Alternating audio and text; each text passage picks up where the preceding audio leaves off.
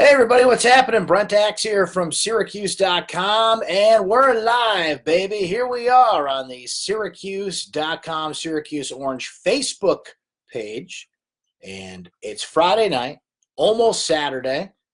Friday night's a great night for football, a great night for Syracuse football seniors, and a great night for the Orange overall as they roll past Louisville 54-23, the final score at the Carrier Dome.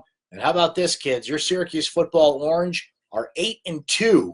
It's the first time since 2001 that they've had 8 wins in the regular season. Syracuse goes undefeated at the Carrier Dome, 6-0. That's the 4th time in program history that Syracuse has gone undefeated at the Carrier Dome. They also did it in 1987 when they went undefeated overall, 1988 and 2001.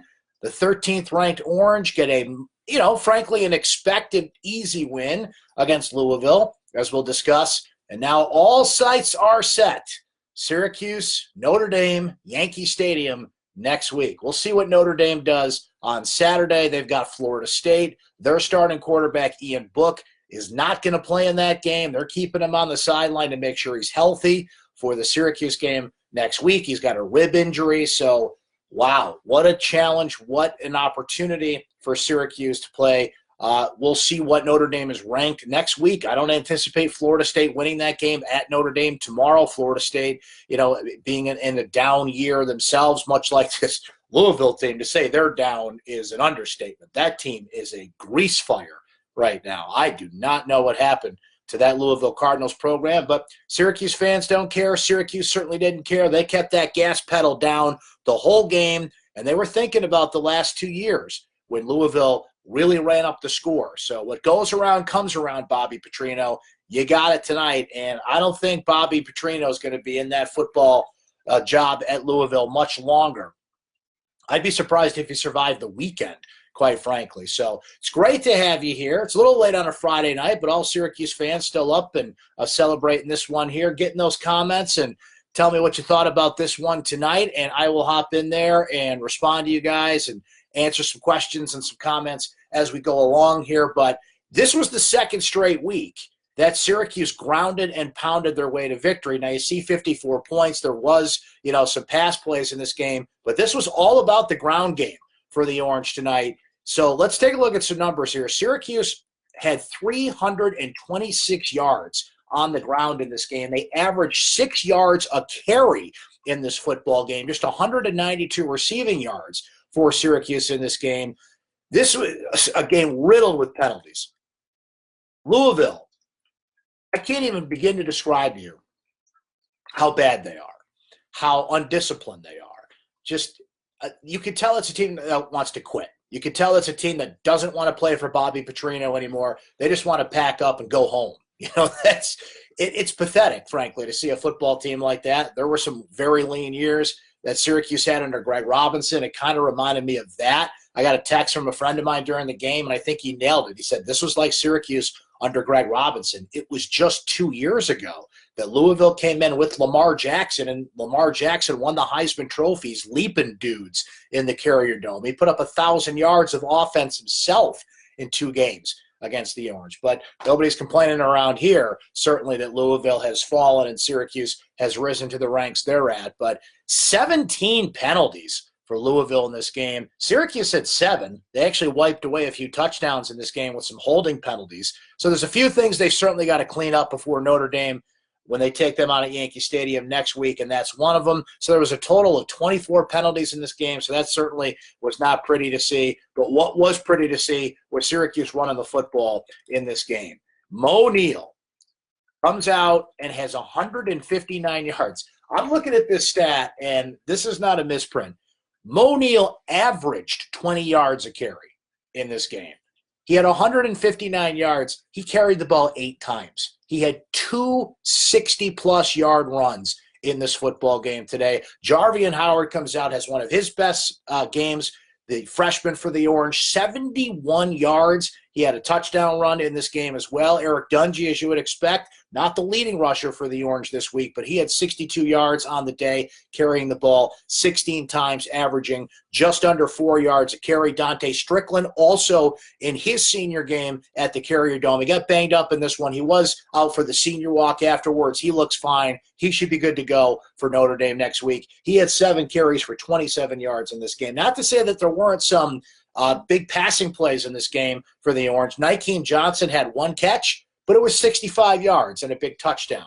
Taj Harris had 58 yards on 6 catches. Sean Riley, 51 catches on the day. He overcame a fumble early in the game in special teams. It took Syracuse a while to get their engines cranking, as a matter of fact. They didn't score until there was 3:45 to go in the first quarter, and they ended up with 54 points in this game. I mean, they could have dropped 70 easily on Louisville if it weren't for a couple penalties that I mentioned and a couple mistakes early in the first quarter. But beggars can't be choosers. Syracuse certainly, did what they needed to do on offense in some areas. I mean, to be honest, Eric Dungey kind of struggled in this game throwing the football at times. He's got to be sharper next week against Notre Dame, but did what he needed to do to beat this Louisville team. He was 14 of 27 overall, did throw a pick in the end zone, had a touchdown pass, as we mentioned, that 65-yarder to Nykeem Johnson. So that's what it looked like numbers-wise. Frankly, this was a game that Syracuse had to win just by remembering to show up at the Carrier Dome on time.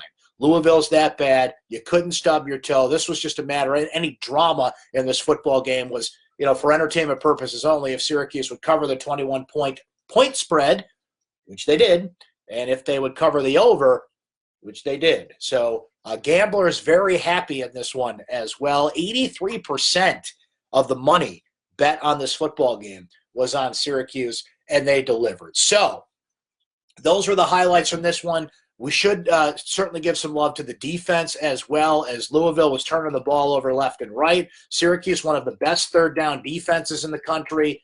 That continued today as Louisville was just 3 of 13 on third down. Alton Robinson with another terrific game all over the ball. He officially had 2 sacks in this game.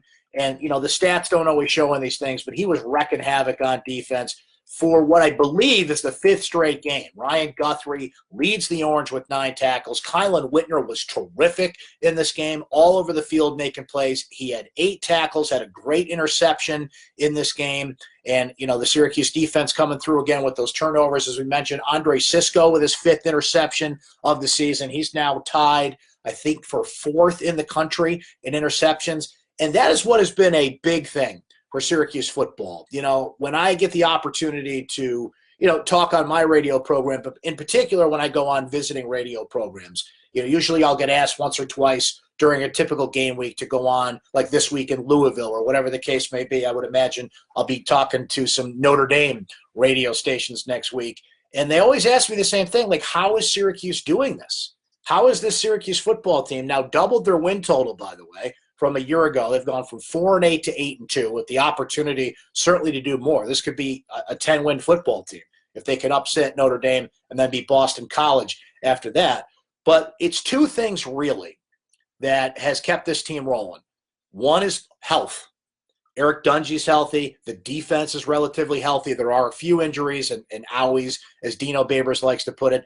The big thing, though, on top of that is turnover margin. Syracuse is 5th in the country in turnover margin. That continued in this game, as you would anticipate. When you're heavy on the turnover side, you're plus 12, plus 13 in that range where Syracuse is at now. And you're healthy, and you've got senior leaders like Eric Dungey, and you got a little luck on your side, frankly, with programs like Louisville and Florida State down this year in the ACC. It all rolls together. So what a showdown against Notre Dame that sets up at Yankee Stadium. But let's answer some of your questions, see what you guys are saying here in the comments. Steven says, what do you think the odds are that Syracuse actually beats Notre Dame? I think their odds are pretty good. I think Notre Dame will probably be a touchdown favorite in that game. We'll see what happens against Florida State tomorrow. But remember, Brandon Winbush is starting at quarterback, not Ian Book. So you're not seeing the true Notre Dame offense tomorrow. Winbush got replaced a few games into the season, and Notre Dame's offense has been cooking since then. One thing that's got to happen is Eric Dungey's got to be a lot more accurate with the football than he was even in this game. Syracuse has to continue to run the ball. We mentioned the turnovers. They've got to continue to get those turnovers, get some pressure on Ian Book and that team. But Syracuse has proven they can play with anybody. They have beaten Clemson and almost beat Clemson this year. They beat Florida State. They beat Virginia Tech 2 years ago. They beat a ranked NC State team this year. And if you look at Notre Dame's schedule, Stephen, they're not dominating teams. Notre Dame has squeaked by a few teams this year that you would think, and Notre Dame's always got a tough schedule, to be fair to them. But this is not Alabama or Clemson. You look at Alabama and Clemson's schedule, and, other than Syracuse, frankly, Clemson just is rolling people. But to be fair to Clemson, in that game, Trevor Lawrence didn't play. If Trevor Lawrence is a quarterback, forget it. The only team that could beat Clemson at this point, I think, is Bama, and vice versa, by the way. I do think Clemson could beat Bama if they meet again in the national championship game, which would be 4 years in a row.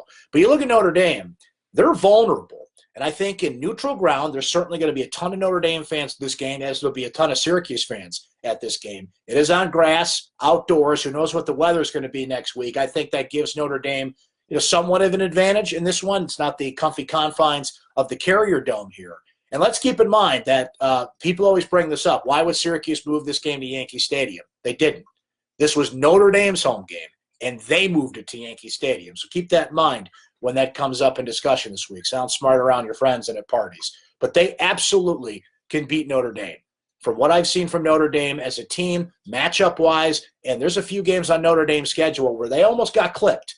So Syracuse certainly has the opportunity to win this game. Tom is saying the defense was there this evening. It certainly was. The defense had a couple of drives where Louisville kind of sliced right through them, and I think that's something to be wary of, to sharpen up next week against Notre Dame.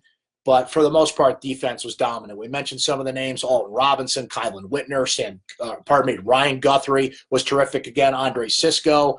There were a couple of turnovers where Louisville just flat out dropped the football, but Syracuse was aggressive the whole night. And I think that's one thing you really could see in this game, and that's Syracuse wanted to run up the score. Eric Dungey, now they wanted to keep Dungey in so they could take him out and give him that ovation from the crowd, which he got, well-deserved. I was just watching some video before we came on here of some of the seniors doing the lap around the field after the game, the new senior walk that Dino Babers initiated, which was great. And it was, really cool to see those players get their due in that situation. But looking at, the mark of these seniors and this team, one thing they didn't do was beat Louisville. And Dino brought that up earlier in the week. Just in case you were thinking about looking past this game and looking to Notre Dame, Dino put it up on the big board in the big team meeting room, and the stats and the scores from the last couple of years. And then he asked for a show of hands in the room of who had actually beaten Louisville. As you can imagine, there were not a lot of hands in that room that shot up because Louisville's dominated this series over Syracuse, particularly since they got to the ACC. Bobby Petrino, who, again, I think, is not going to survive the weekend as the head coach there, they've got to fire him. They've got to move on. And that's a $14 million buyout on top of what Louisville had to pay Tom Jurich, the AD who they fired, on top of what they're eventually going to have to pay Rick Pitino because they're in a lawsuit right now. They're not going to get off scot-free on Pitino. They're going to have to pay him some money, but I don't think you have a choice. How can you keep Bobby Petrino associated with this program? That thing is a mess. Those players do not want to play for him. They're undisciplined. Recruiting is just, I think they're in the 70s at this point, rankings-wise. And there were reports this week that up to 20 players want to transfer out of that program. So he's got to go in that situation. Clayton saying, with NC State loss, any chance we get a better bowl than the Pinstripe? Absolutely. So Syracuse is in play if they run the table and go 10-2 for the Fiesta or the Peach Bowl. I think with NC State's loss, now it's not like a head-to-head thing. It's not like, okay, well, Syracuse beat NC State. They have the same record, so therefore they get the bowl bid. It doesn't work that way. Bowl bids are handed out based on a number of things, including how many tickets you're going to sell, how many hotel rooms you're going to fill, how many restaurants you're going to fill, right? And I think that they would favor NC State geographically there. But Syracuse has a real shot at the Camping World Bowl in Orlando. So I think it's going to come down to Fiesta or Peach if they go 10-2. If they go 9-3, Orlando, Camping World Bowl, right in play. If not, I think they're going back to the Pinstripe Bowl. Brian saying, from Afghanistan. Go Cuse. All right. Good to see that. Speaking of Afghanistan, did you guys see that late in the game? And I want to get this young man's name correct here, so pardon me for a moment while I look it up here. But Ben Brickman, really cool story. Ben Brickman is a walk-on on this football team. He's a Marine, Semper Fi, young man, and he served 2 tours in Afghanistan. And he comes back, he goes to Hudson Valley Community College, he ends up at Syracuse, walks on the football team this summer, and got an opportunity to get out there and get on the field tonight. So Veterans Weekend coming up, certainly very appropriate to see that, and we salute him and his service, and everybody out there, of course. Thank you for your service, all of our great military members that are watching tonight. Tom is saying, do you expect a lot more trick plays against Notre Dame? Absolutely. This is one of those, you throw everything, the kitchen sink and anything else you can think of at Notre Dame. And I think you do that to get the crowd out of it in one case and into it in another, because it's kind of a split crowd at Yankee Stadium. You want to show Notre Dame something you haven't really seen. You've got speed at wide receiver. You've got Custis. You've got Johnson. You've got Harris. Didn't really see a lot of Ravian Pierce tonight, but I expect a lot of play action in that game against Notre Dame, draw on the defense and catch them snoozing, because I think they're going to draw on the defense a little bit because Syracuse has been running the ball well, but empty the playbook. I absolutely expect a lot more trick plays and a lot more razzle-dazzle, if you will. You got to be careful, though, because you're on grass. You start running those reverse plays and, somebody slips and you don't have, the controlled turf conditions of the Dome. You got to be careful, but be aggressive. I just hope that Syracuse comes out and is very aggressive against Notre Dame next week. Don saying orange is the new peach. There you go. Daryl not liking the Pinstripe Bowl. Yeah, that'd be kind of a bummer if you went to Yankee Stadium next week and the Pinstripe Bowl again, which I believe is December 27th, so just after Christmas in New York. But geography is a factor in these things. So just keep that in mind. That's something John Wildhack, Syracuse athletic director, told me this week. Doesn't mean it's, the be-all, end-all, but they certainly do consider that. Torrance saying, game day in New York City, a sure thing. It is not a sure thing. It is in play. So based on what some ESPN sources have told me, game day's down to 3 things.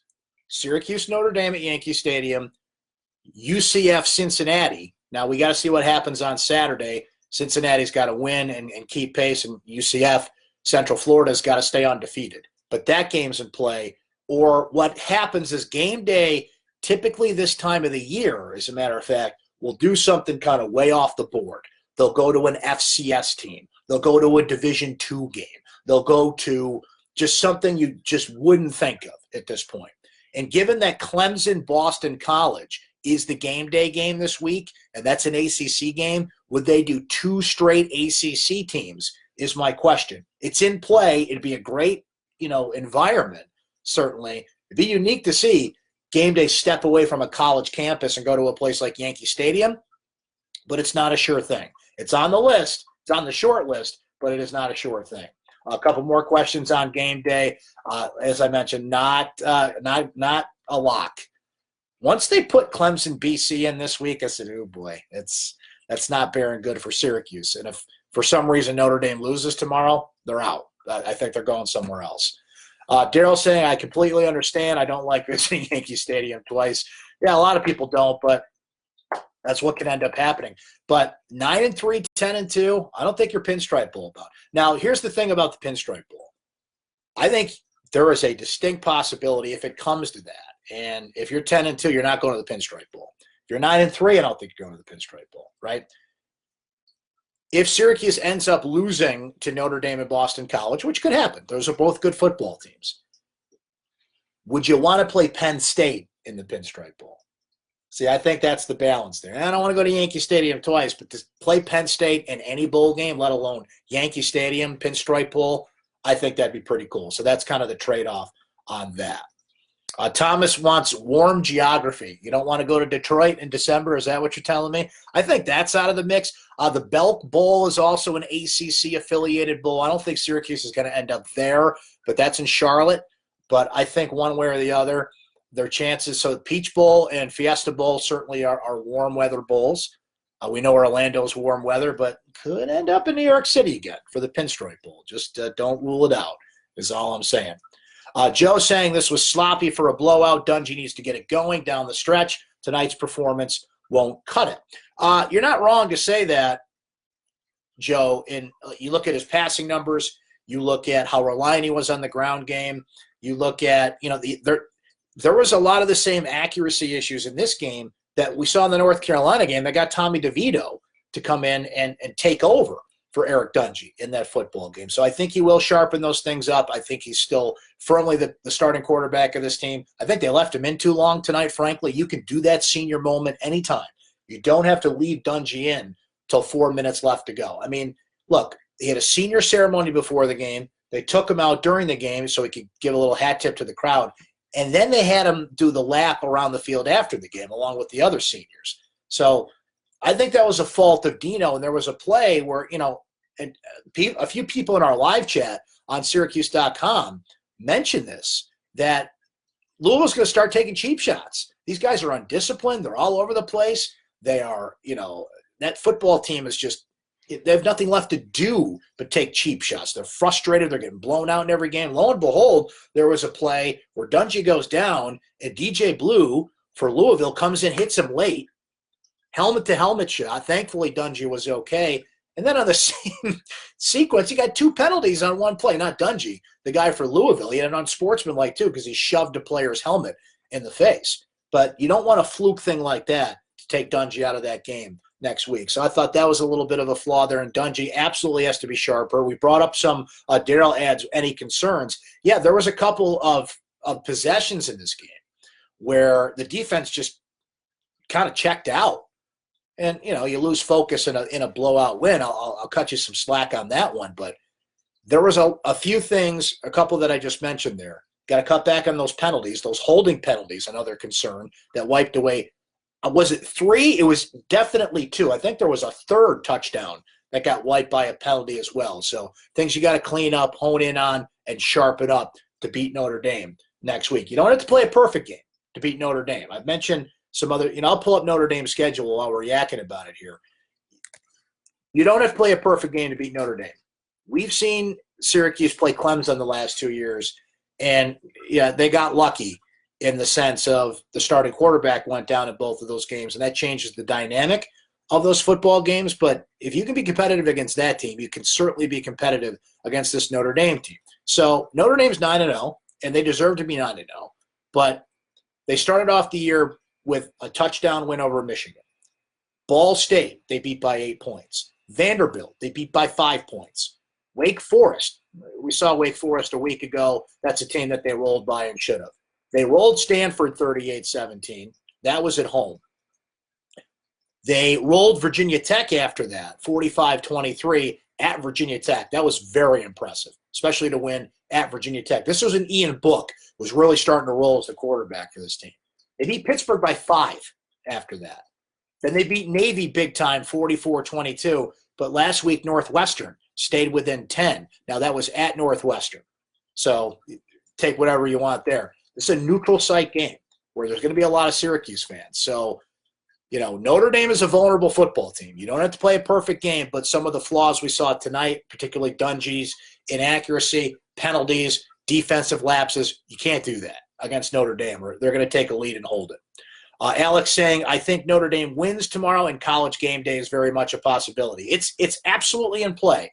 I just wouldn't lock it in because of the factors that I mentioned. There's a couple other things they're looking at, but Syracuse, Notre Dame's on the short list. No question about it.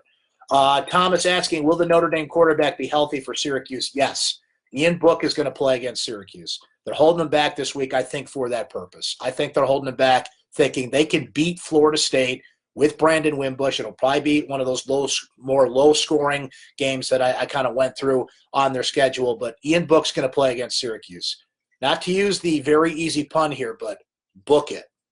I'm sorry. I had to use that one. Matt saying Notre Dame's always overrated. They can be. Notre Dame's a brand. Duke basketball, Notre Dame football.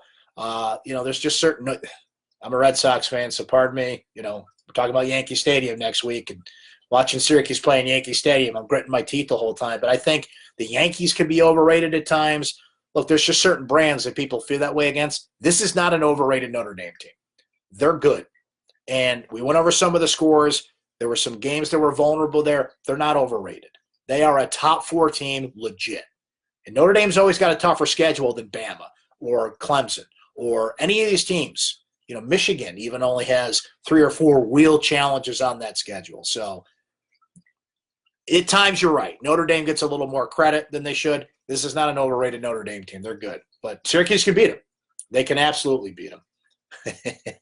Ben says, the pun was too much. I'm shutting this thing down. Well, it's about time to shut it down anyway, so good note there, Ben. We will end on that note before I get way too punny here late at night. So Syracuse with a big win. They take down Louisville 56-23. They're 8-2, and now we get ready for Notre Dame. Now, it's going to be a really busy time next week. So Syracuse basketball plays Morehead State at the Dome tomorrow. And then Thursday, you get Syracuse, Connecticut. Should they beat Connecticut, the basketball team we're talking about now, of course, more than likely they're going to play Oregon. Those are 2 terrific back-to-back games. Oregon has been picked to go to the Final Four by a lot of pundits, as has Syracuse basketball. So you go hoops on Thursday, Connecticut. Hoops on Friday, likely to be Oregon. And then Syracuse, Notre Dame Saturday at Yankee Stadium. We are going to be busy next week. So we will be here on Facebook Live after both of those basketball games. So hop over to the basketball page for those. We have a syracuse.com orange basketball page. And then we'll be here after Syracuse, Notre Dame. Kind of a unique start time for the football game next week. It's a 2:30 kickoff.